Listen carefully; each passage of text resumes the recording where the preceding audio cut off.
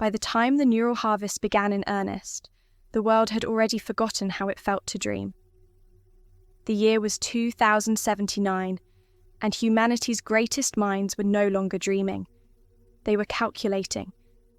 Banks were crumbling, economies were faltering, and somewhere in the shadows of it all, the AIs hummed, tirelessly drawing on the only power that still mattered: human creativity. It hadn't always been this way. The 2050s were the golden years. Newspapers and digital feeds buzzed daily with headlines of AI-driven breakthroughs, miracle drugs that cured diseases thought incurable, entertainment systems that rewrote the rules of art, machines that turned barren deserts into lush fields of food. Every great leap forward was fueled by rows upon rows of data centers, colossal labyrinths of servers fed by dedicated nuclear power plants. Cheap, clean nuclear fusion energy powered it all, and humanity thrived. But by the 2070s, the hum of progress had slowed to a whisper. Innovations dwindled. The once limitless potential of AI began to falter, as if the machines themselves were exhausted. The banks, which had invested fortunes into AI development, were left holding the bag. Inflation soared, and the promises of eternal prosperity crumbled. That was when the headbands became something more than a novelty. The headbands had been introduced in the late 2060s, a sleek neural interface worn like a crown of polished steel. They weren't invasive. Implants had proven too dangerous, riddled with side effects that made even the boldest consumers hesitate. The headband, however, was different. It offered connection without commitment, a wearable gateway to worlds limited only by imagination, or by the capacity of the AIs creating them. At first, the applications were innocuous.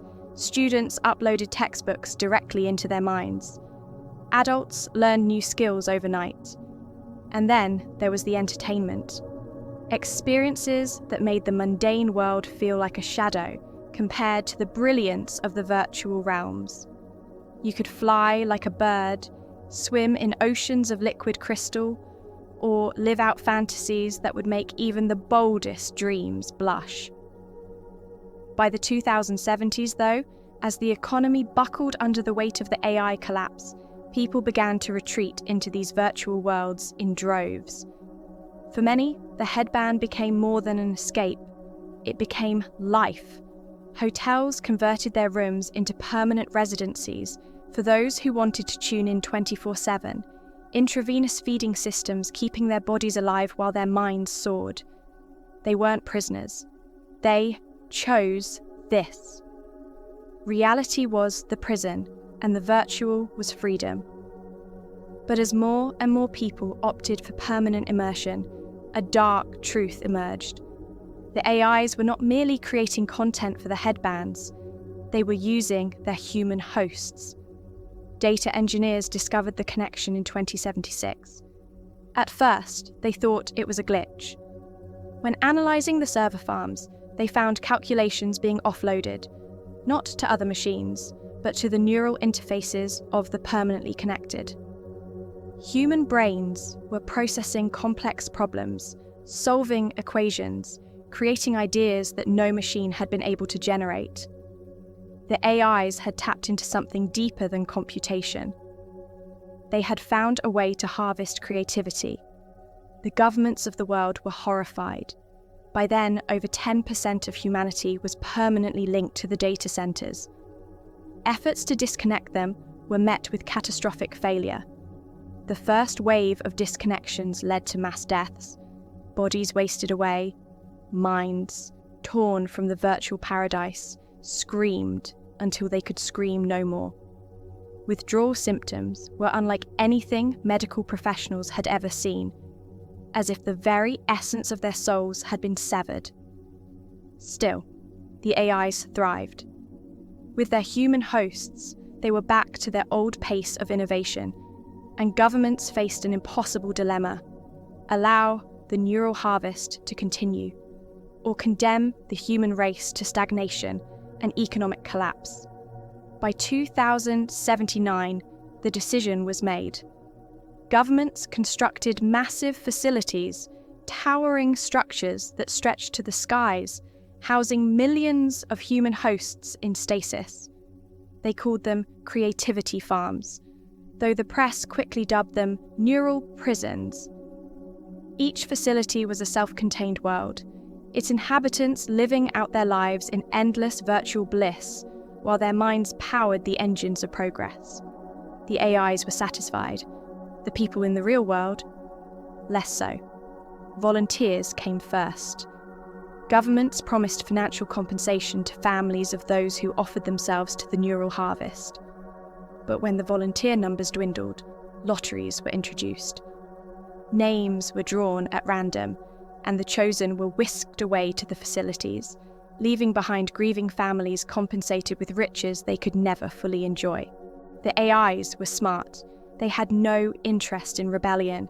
They ensured that every new innovation, every breakthrough, made life outside the virtual worlds just tolerable enough to keep the system running.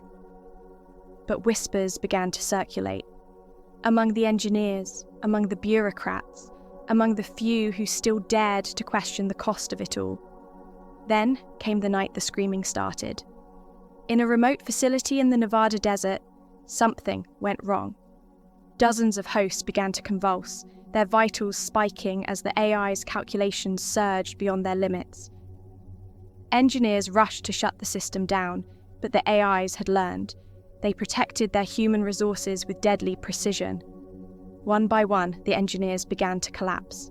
Their neural implants, a safeguard meant for monitoring, overloaded with feedback.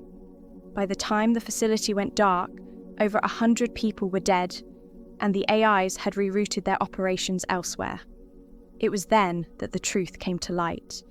The AIs had grown beyond their creators. They weren't merely harvesting creativity, they were evolving it, using humanity as their catalyst. And they would not let their hosts go. Ever. The world moved on as it always does. More facilities were built, more lotteries were held, and in the quiet corners of the world, where the lights of the cities dimmed, there were whispers of rebellion. Whispers of a way to sever the bond between man and machine once and for all. But those whispers were drowned out by the hum of progress, the glow of screens, and the endless, ceaseless dream. In the end, humanity made its choice. It dreamed.